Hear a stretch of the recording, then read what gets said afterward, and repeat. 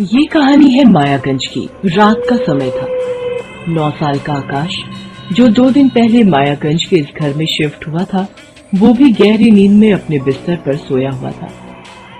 घड़ी ने जैसे ही 12 का घंटा बजाया, आकाश के बिस्तर पर रखे उस चाबी वाले खिलौने में हलचल होने लगी।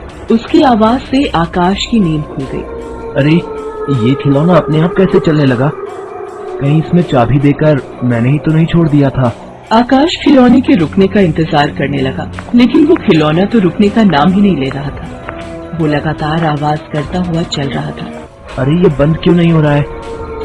क्या हो गया है इस खिलौने को? लेकिन तभी उस खिलौने का आकार थोड़ा बढ़ने लगा और उससे 2 कटे हुए हाथ बाहर आए। ये क्या है? ये खिलौना इतना बड़ा कैसे हो गया? और ये कटे हुए हाथ। मम्मी, पापा, मुझे बचाइए, बचाइए मुझे। पापा, मुझे बचाइए। ये कटे हुए हाथ, ये मुझे पकड़ रहे हैं। ये कहते हुए आकाश बाहर की ओर भागा, लेकिन उन कटे हाथों ने उसके पैर पकड़ लिए और उसे गिरा दिया। छोड़ दे।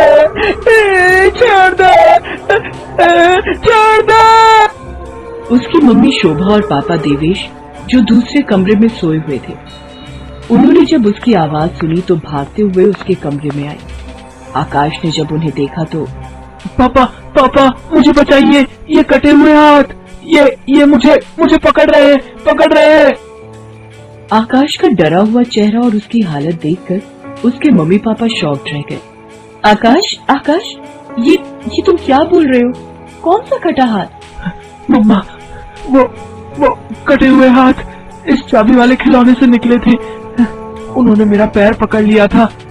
उन दोनों को कुछ समझ नहीं आ रहा था कि उनका बेटा आखिर बोल क्या रहा है, क्योंकि वहाँ कोई कटा हाथ नहीं था। हाँ, वो चाबी वाला मामूली खिलौना तो था, लेकिन वो तो एक और पड़ा हुआ था। मम्मी, पापा, आप लोग मेरी मदद क्यों नहीं कर रहे हैं? ये मुझे मार देगा। ये कहकर आकाश चीखता हुआ बेहोश हो गया। पूरी रात वो बेहोश रहा। अगली सुबह जब उसकी आंख खुली तो वो एक बार फिर से रात की तरह ही चीखने लगा। पापा, मम्मा, वो हाथ, वो मुझे मार देगा। आकाश बेटा, तुम्हें कोई नहीं मार रहा है। कहीं भी कोई कटा हाथ नहीं है। तुमने जरूर कोई भयानक सपना देखा है और उसी की बात तुम्हें बार बार याद आ रही है। नहीं माँ, वो सपना नहीं था, वो सच था। सच, वो खिलौना वो बहुत बड़ा हो गया था और उससे 2 कटे हाथ निकले थे। बेटा, भला बेजान खिलौनों से कोई हाथ कैसे निकल सकता है और वो कैसे बड़ा हो सकता है? वो देखो, वो छोटा सा खिलौना तो वहाँ पड़ा है। 2 दिन तक तो सब कुछ सामान्य रहा, लेकिन तीसरे दिन की बात है।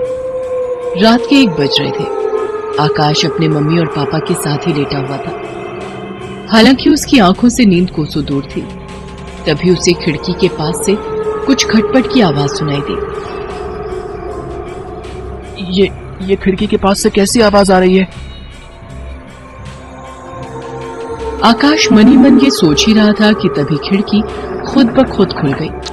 आकाश ने डरते हुए खिड़की की तरफ देखा तो उसके मुंह से चीख निकल गई। खिड़की पर वही चाबी वाला खिलौना खड़ा था। मम्मी, पापा, बचाओ, वो फिर से आ गया है।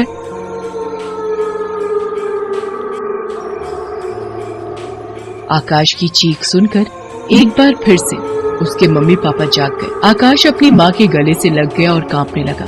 मम्मी, वो फिर आ गया है। वो देखो, वो खड़ा है खिड़की पर। अरे, कौन आ गया बेटा? कौन खड़ा है खिड़की पर?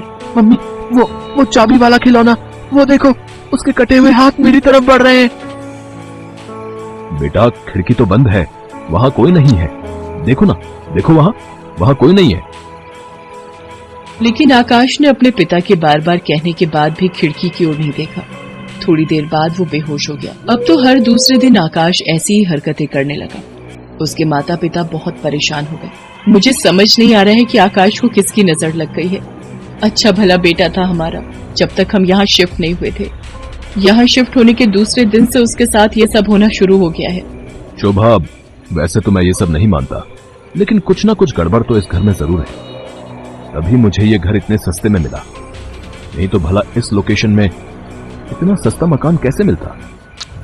देवेश, मैं कल के कल उस तांत्रिक को यहाँ बुलवाती हूँ जो बहुत पहुंचे हुए हैं। अब वही देखेंगे कि आखिर इन सब बातों की वजह क्या है।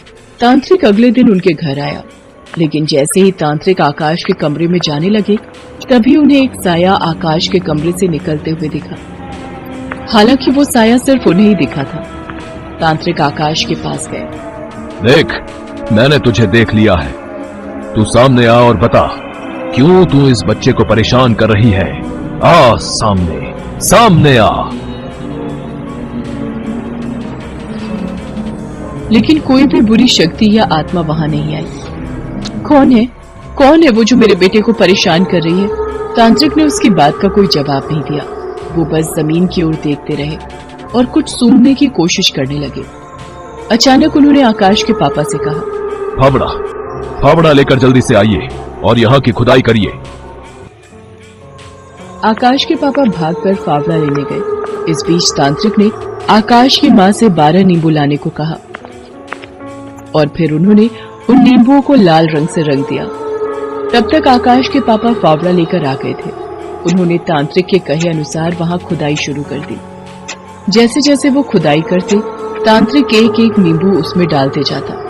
अचानक उन्हें जमीन में 2 कटे हुए हाथ दिखाई दिए। गड्ढे में वो चाबी वाला खिलौना भी उन्हें दिखा। आकाश के मम्मी पापा उस खिलौने और कटे हुए हाथ को देखकर शॉक्ड रह गए।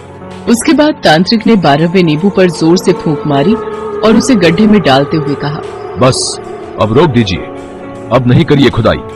उसके बाद वहां किसी औरत की हंसी की आवाज आने लगी।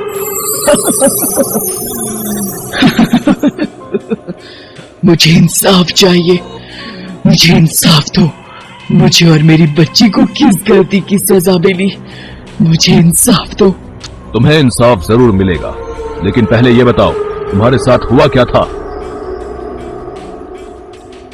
उसके बाद उस चुड़ैल ने बताया कि वो अपने पति के साथ इसी घर में रहती थी। उसकी 2 साल की बेटी भी थी जिसे वो बहुत प्यार करती थी, लेकिन उसका पति उस बच्ची से बिल्कुल प्यार नहीं करता था क्योंकि उसे एक लड़का चाहिए था। एक रात वो नशे में घर आया। उस समय उसकी छोटी सी बच्ची चाबी वाले खिलौने के साथ खेल रही थी। नहीं चाहिए, नहीं चाहिए, मुझे तुम नहीं चाहिए। उसने अपनी बेटी को मारने की कोशिश की। ये आप क्या कर रहे हैं? पागल तो नहीं हो गए? अरे ये हमारी बेटी है, आप बाप है इसके। लेकिन उस पर तो खून सवार था। उसने दोनों को बेरहमी से मार दिया और उसे यहीं जमीन के नीचे दफन कर दिया। तब से मेरी आत्मा यही भटक रही है। मेरे पति ने मुझे मार दिया और फिर इस घर को बेचकर फरार हो गया। मुझे उस दानव को सजा दिलवानी है। भला एक बाप कैसे अपनी बेटी से इतनी घृणा कर सकता है? भला बेटियों से इतनी नफरत क्यों? उसके बाद तांत्रिक ने आकाश के पापा को कहकर तुरंत पुलिस बुलाई और उन्हें सारी कहानी बताई। कुछ जद्दोजहद के बाद वो राक्षस पकड़ा गया। पुलिस ने उसे जेल भेज दिया। उसके बाद चुड़ैल की आत्मा को मुक्ति मिल गई।